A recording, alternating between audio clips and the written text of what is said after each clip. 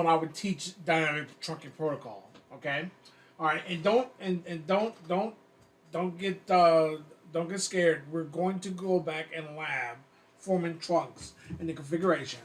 Um, it's just the fact that we're going to talk about DDP first. Normally, this page will be blank, okay, and it was blank today. And I went out and I grabbed some information off of Cisco's site. Okay, this is just a copy and paste because the information here is golden. I mean, this is like page one, first paragraph. Okay, um, and that's why I like Cisco documentation. They get right to it. All right, so first line, the dynamic trunking protocol.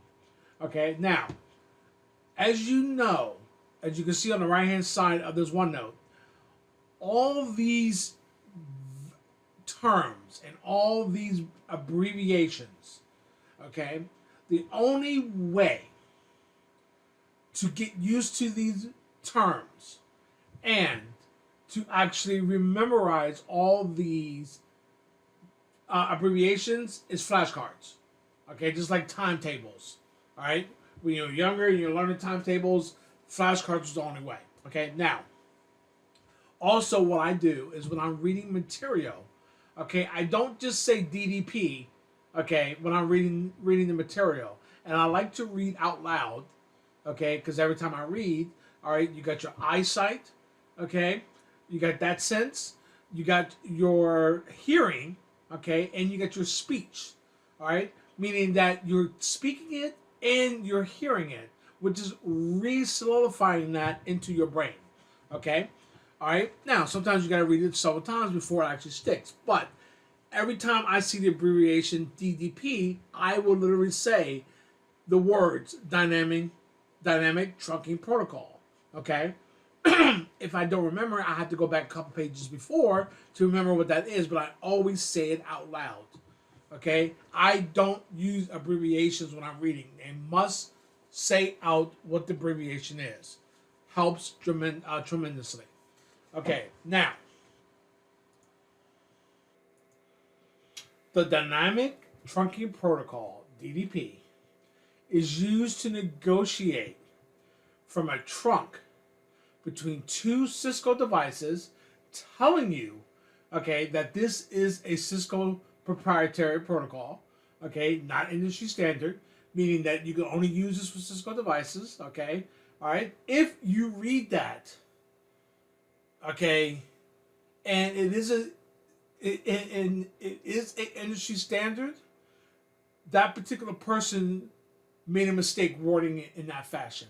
Okay, in his mind, he's not saying that while he's writing it. So you got to be very careful, okay, with what you read with Cisco. Okay, all right, and in IT, regardless.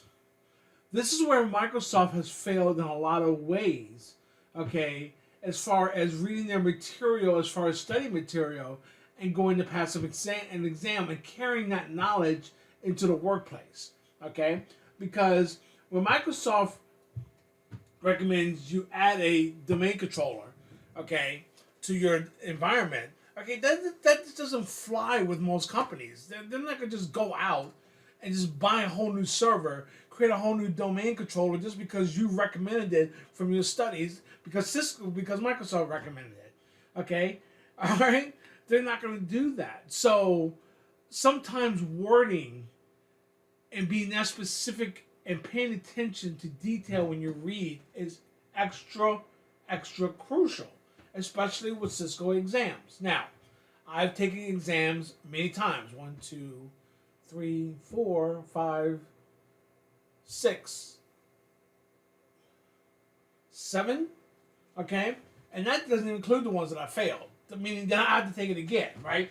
So when you first start taking exams, that wording is going to trip you up because one word in past tense or in, or like we wrote here, by 2 Cisco devices, okay, that is going to tell you that this should be a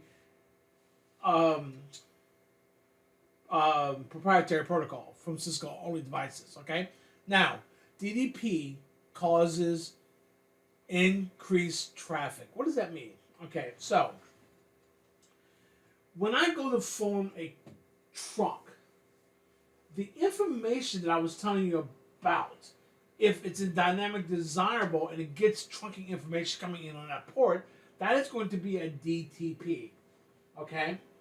Now, those DTPs going back and forth in negotiated trunks, okay, and turning those ports into trunks automatically, okay, it's going to be eating up your bandwidth. All right? Not, I mean, not like so much where it's like, you know, uh, bogging down your network, but you never know. Okay? I mean, you never know. Especially if someone is flooding your network with BDPs trying to create trunks. Okay? You know, insinuating a hacker is involved with that. Okay? And so every message, okay, anytime you're sending data back and forth, even if it's a simple protocol, even routing protocols, okay, they need, remember, I can't tell what a device what to do, so I have to send these DDPs back and forth. Routing information, I got to send updates back and forth, okay? All right, these are individual entities working by themselves, doing their job, okay? All right? And putting multiple devices together, they don't interact with each other. They just receive information and respond to that information, giving you the illusion from a perspective that they are working together, and technically they are because that's by design. That's why they respond to the messages. No response, no interaction. Okay? All right? And now, right there, stop. I just contradicted myself in the same sentence. You must have a mind open because every rule of Cisco, okay, has a way of breaking that rule. All right, not like I said every one, but I mean, Jesus, most of them. Okay, all right. Just the vectors. I cannot go past 15 hops. Okay, well, if I use a tunnel interface, I can go to the 16th hop and receive my routes. Okay, every rule has a way of being broken. The more you know, the more powerful you are. Okay, all right. Now, by default, all these ports are going to be enabled with DDP messages going back and forth. Okay? All right? But in some cases, depending on the platform, the iOS version, they could be disabled. All right? From your design perspective, you need to decide where it needs to be disabled. Now, be very careful where you disable these DDPs, okay? Because you could cause some damage if you are creating misconfigurations, okay? Now, Ethernet trunk interfaces support different trunking modes. An interface can be set up to trunking or non-trunking, or to negotiate trunking with the neighbor interface. Trunk negotiation is managed by DDP, okay? All right? Which operates on a point-to-point basis only. Now, okay, point-to-point basis. That means this is a point-to-point. Point-to-point. Directly connected to each other. However, okay, what if I had this up here? Actually, let's do it this way. Let's go ahead and group these.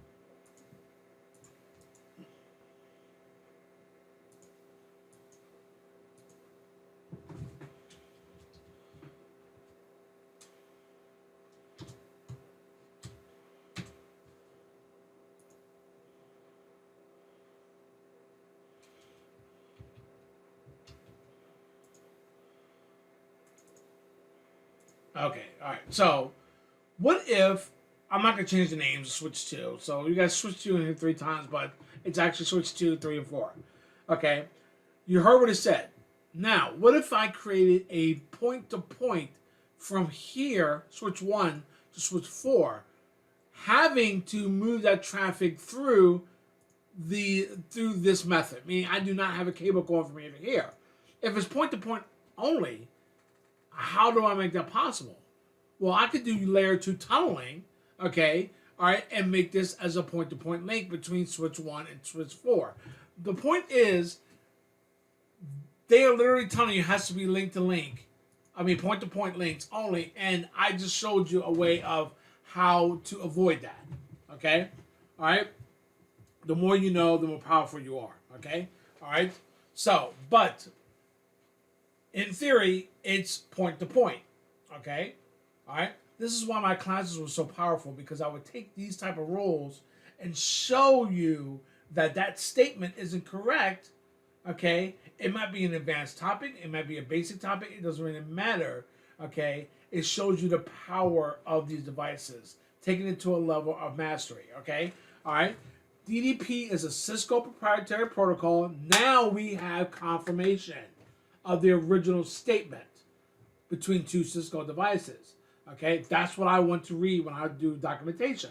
Okay, that is automatically enabled on Catalyst 2960s and 3560s. And which one am I on here? Why does my putty keep dying? What's going on? Oops.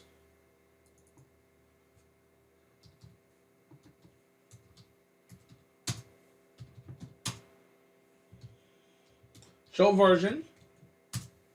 Okay. Let's make this a little bit bigger here.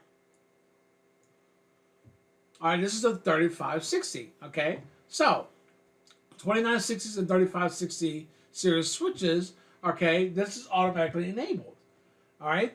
Switches from other vendors do not support DDP. A third confirmation that this is only for Cisco devices.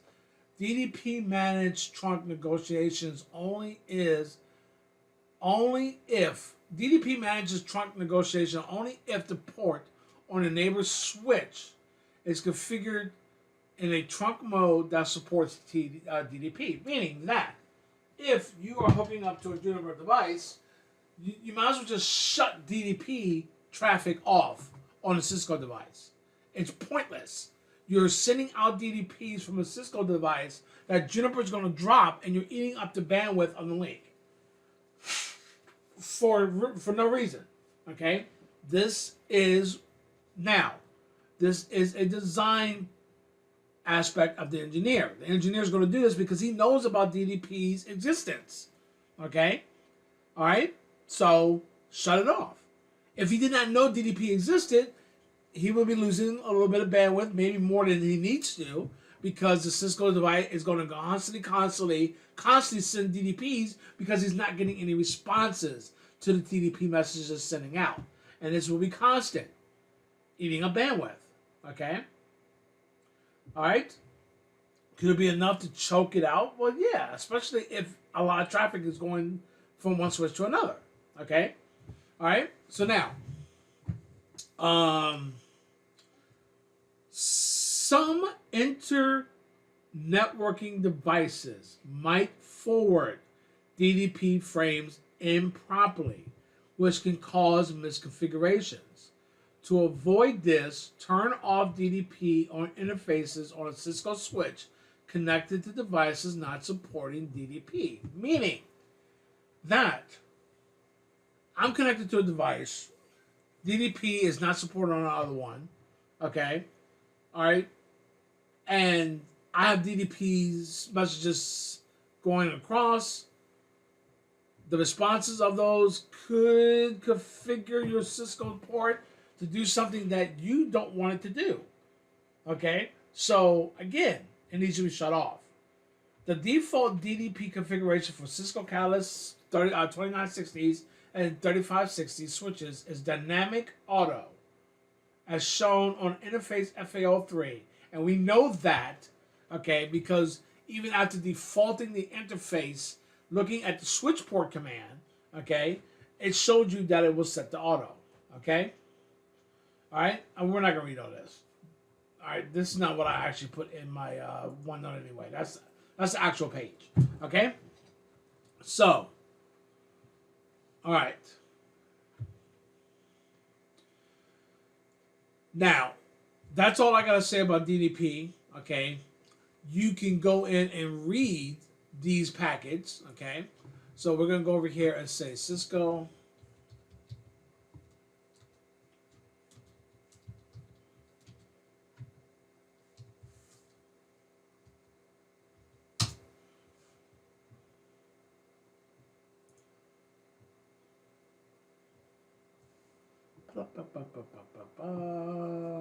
.1Q header.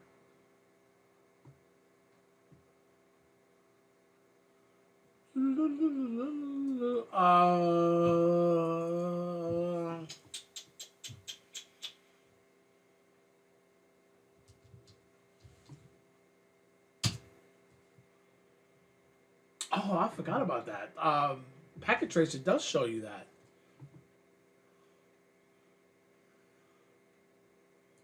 Okay, I don't know if that's the real one. That one says it is. In Packet Tracer, though, you can see the DDP information, which that says it is, but it's not showing it to you. So that might be something that we're gonna have to Wireshark ourselves. Okay, all right, but nonetheless, be strong, be determined, be Cisco. See you on the next one.